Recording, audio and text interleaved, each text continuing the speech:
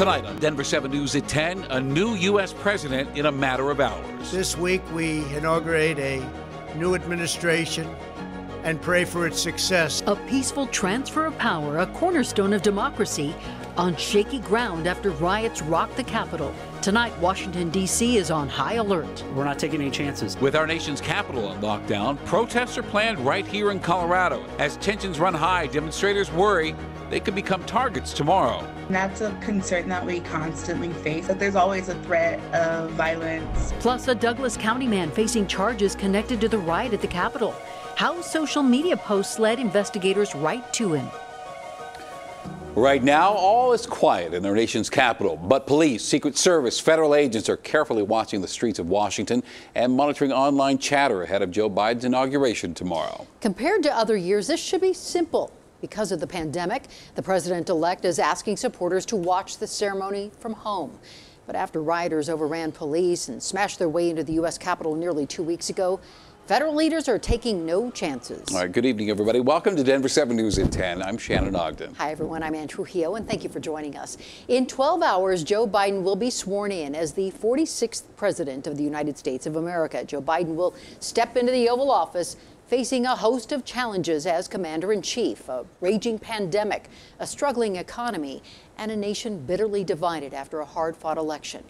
First, a time-honored tradition in our democracy, what should be a peaceful transfer of power with the current president absent. Well, tonight we have team coverage for you. Our CB Cotton is in Denver with an update on local security preparations ahead of planned protests tomorrow. And Gary Brode has new details on a Douglas County man accused of storming the U.S. Capitol. But first, ABC's Elizabeth Schulze in Washington, D.C. The city tonight preparing for an inauguration unlike any other. Amazing grace. Just hours before he takes the oath of office, President-elect Joe Biden pausing to honor the more than 400,000 American lives lost to COVID-19. To heal, we must remember. The president-elect emotional before departing his beloved home state of Delaware, mourning the absence of his late son, Beau. Ladies and gentlemen, I only have one regret. He's not here. Biden arriving in a Washington unrecognizable from past inaugurations. Instead of crowds, 200,000 flags lining the National Mall, while 25,000 National Guard members patrol the streets. Amid concerns of threats from inside their ranks, at least a dozen Guard members have been removed from the mission. 2 sent home after vetting revealed links to extremist groups. Any reason that somebody's name is brought to the attention of the command, they're being removed from the line. In a farewell video, President Trump defiantly defended his record and wished Biden well without saying his name. This week we inaugurate a new administration and pray for its success in keeping America safe and prosperous. Trump will not attend Biden's inauguration, becoming the first president not to do so in 150 years. And Trump is well aware that he may have to defend himself at his impeachment trial in the Senate. Mitch McConnell, soon to be Senate Minority Leader, giving his strongest condemnation of the president yet. The mob was fed lies. They were provoked by the president and other powerful people. And sources tell ABC News President-elect Biden will give a message of unity in his inaugural address. It's a theme that'll start tomorrow morning when he attends church with congressional leaders from both parties. Elizabeth Schulze, ABC News, the Capitol. And Denver's also ramping up security ahead of tomorrow's inauguration. Multiple marches and protests are planned in the city, and at least one in support of President-elect Biden, while others are planning anti-government demonstrations. As Denver 7's CB Cotton reports, organizers are hoping for peace. On Inauguration Day, Governor Jared Polis says we can expect to see a lot of law enforcement. Denver Police, Colorado State Patrol, and other officers from nearby departments will be on and around the property. Capitol fencing and boarded up windows in downtown have been common sights in Denver since last summer's demonstrations for racial justice. Now, the day before inauguration, they're up again. In the event that any protest becomes violent, we of course cherish our First Amendment rights. But I have full confidence in our state patrol, local law enforcement, will ensure the safety and well-being of our fellow Coloradans. Polis says he's also activated the Colorado National Guard should they be needed to protect the state capitol. The effort's precautionary after the January 6th Capitol insurrection.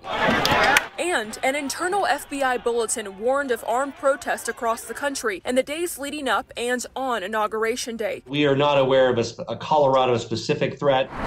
Denver7 has learned of 3 protests planned at the Capitol, one of them claiming to be a BLM Antifa group, another an anti-government movement, and the third being called Colorado Inauguration March, whose organizer, Iris Butler, explains their purpose. Our goal is to put pressure on our elected officials and to remind the community that, yes, Biden and Harris did win, but we still have to keep going. We still have to fight for change. And together we can. Butler says while she doesn't know how Wednesday's turnout will be, she hopes nothing escalates. It doesn't matter what side. You say your piece and then we'll say ours in peace, and let's not cause chaos. But what we've seen in the past, it's not always the case. A week ago, we spoke to a group called MAGA Trump Colorado. Its executive director, Amy Olivier, told Denver7 at the time her Patriot group is about peace and American values. We're there to represent the American people. And anyone that doesn't hold to those values, we will be the first ones to disavow. The outcome of Inauguration Day in Colorado yet to be seen. Denver police tell us right now they don't have any planned road closures. Denver government buildings will be closed tomorrow and Thursday. CB Cotton, Denver7. And breaking tonight, in fact, just in the last hour, CNN is reporting that President Trump will pardon former chief strategist Steve Bannon. Bannon was charged alongside a Castle Rock man and 2 others with unlawfully raising money for the Build a Wall campaign. CNN is reporting the president's decision to grant this pardon is not final until he signs the paperwork. Now, in recent days, aides warned the president against granting pardons to Republican lawmakers who might be connected to the riots at the Capitol. Advisors are concerned that could then anger Senate Republicans, who, of course, will be jurors in the upcoming impeachment trial. Aides also warned the president to avoid pardons for Capitol rioters. Now, President Trump holds power until 10 a.m. That is our time tomorrow when Joe Biden is sworn in. And one of the people facing charges in connection with the Capitol riots is from Douglas County. Investigators say Patrick Montgomery posted pictures on Facebook from inside the Capitol building that day. Denver7's Gary Brode had a brief conversation with him just hours ago.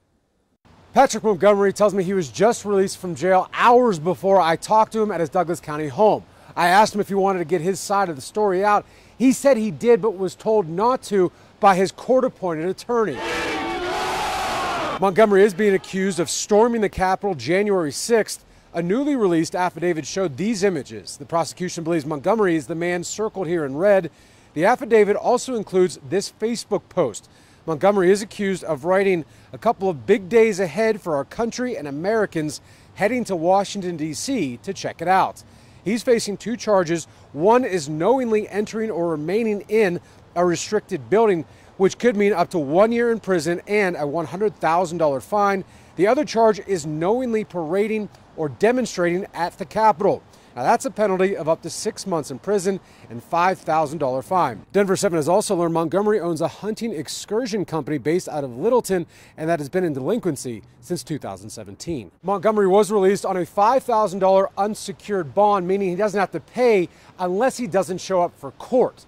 Now, there's also certain requirements, including not being allowed inside government buildings unless authorized. He's also not to have firearms. Montgomery is due back in court February 2nd. Reporting here in Denver, Gary Brode, Denver7.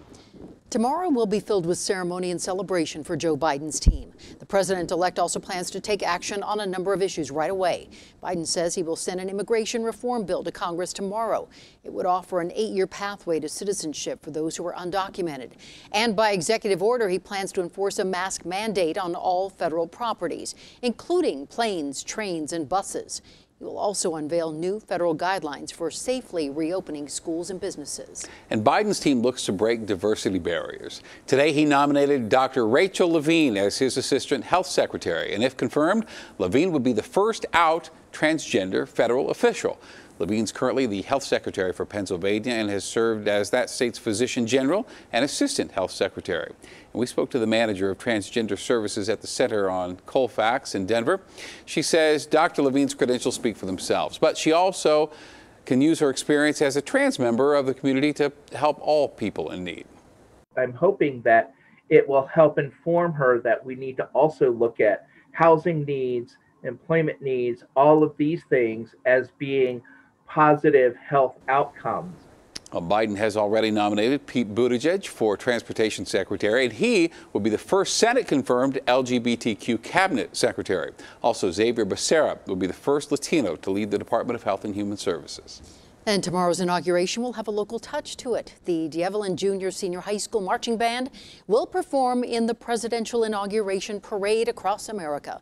The band is representing Colorado in the virtual performance. It's an honor that means so much, given the students haven't been able to perform together in person in nearly a year.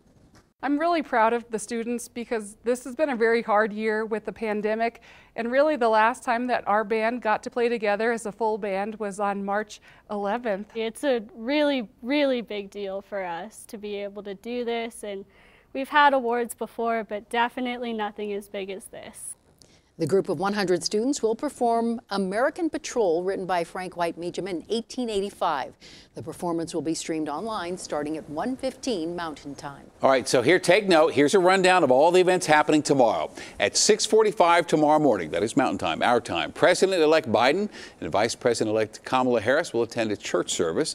Then they'll arrive at the U.S. Capitol at 8:30 a.m., again, our time. There will be musical performances. Lady Gaga will perform the national anthem. A swearing-in ceremony starts at 10 a.m. And Denver7 will cover it all for you. ABC News kicks off our coverage at 5 a.m. And then you can switch over to our sister station, Local Channel 3, to watch local news, weather, and traffic. You can also download the free Denver7 app for your Roku, Amazon Fire, Apple TV, or Android device, and our coverage will last all day long. Coming up on Denver7 News at 10, running for their lives, or so they thought. The tone of voice, the movement, and just even how the crowd dispersed, it felt very real. Rumors of a mass shooting sent teens at a skate rink into a panic. And now one psychologist is sharing what parents need to know about the crushing fears and anxieties this generation is facing. Some strong winds are on the way, but also a big warm-up.